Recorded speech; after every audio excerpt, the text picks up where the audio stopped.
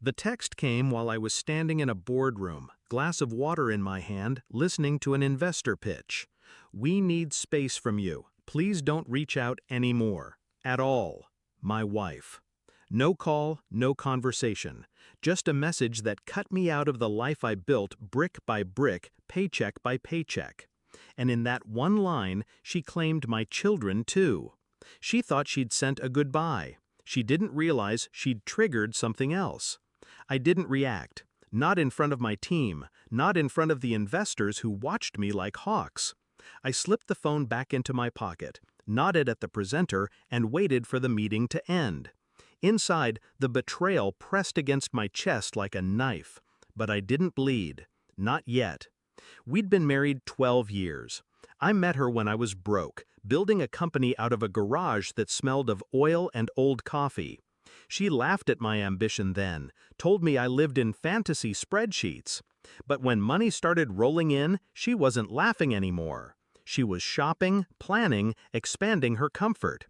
I thought loyalty meant weathering the storms together. Turns out she was only here for the sunshine. The signs had been there. Late nights at the gym, new perfume, the way she turned her phone face down when I entered the room. But I buried those suspicions under trust. Trust is a fool's investment when the other party has already cashed out. Now, with one message, she confirmed what I refused to see. She wasn't leaving me, she was leaving us. The family, the vows, the future we'd promised. And she was taking my kids into another man's house. That was her mistake. Because I don't fight with fists, I fight with leverage. I didn't argue, didn't beg. I simply typed back, "Of course. Tell your lover I'll cancel my $500 million investor check." Then I turned off my phone and waited.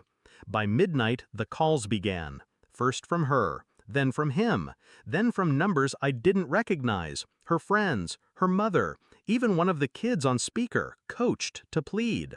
I ignored every single one. Because they weren't calling out of love, they were calling out of fear. See, her lover wasn't just a fling. He was a rival executive. A man desperate for the capital I'd promised his firm.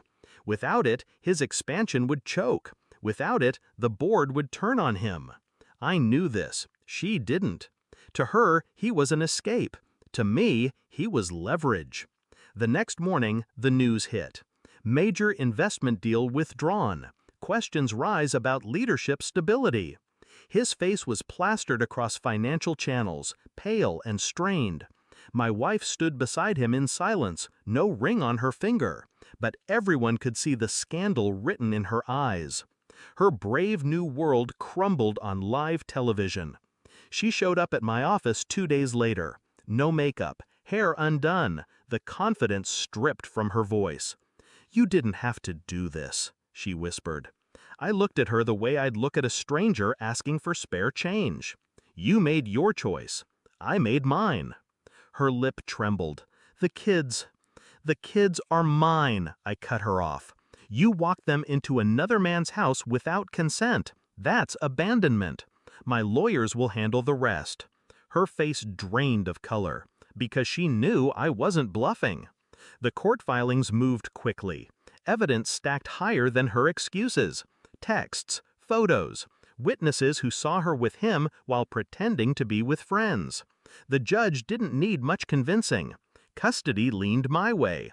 Assets tilted too. By the end of it, she was left with an apartment she couldn't afford and whispers in every social circle that once adored her. Her lever? He lost his position within the year. Investors don't back scandal. Boards don't forgive collapse. They imploded together. People ask me if I regret it.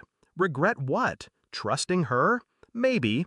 But dismantling the empire she tried to betray me with? No. That wasn't revenge. That was justice, disguised as restraint. I didn't raise my voice, didn't lift a hand. I simply pulled back what was mine. And in doing so, I let her see what life really looked like without me. Now the house is quiet. My children laugh in rooms that don't echo with lies. I tuck them in at night and remind myself that love is proven by consistency, not words. As for her, she still sends messages sometimes, apologies, memories, please. I don't reply, because silence is the sharpest blade I own. She thought walking away meant freedom, but all she walked into was the wreckage of her own making. And me? I walked into peace.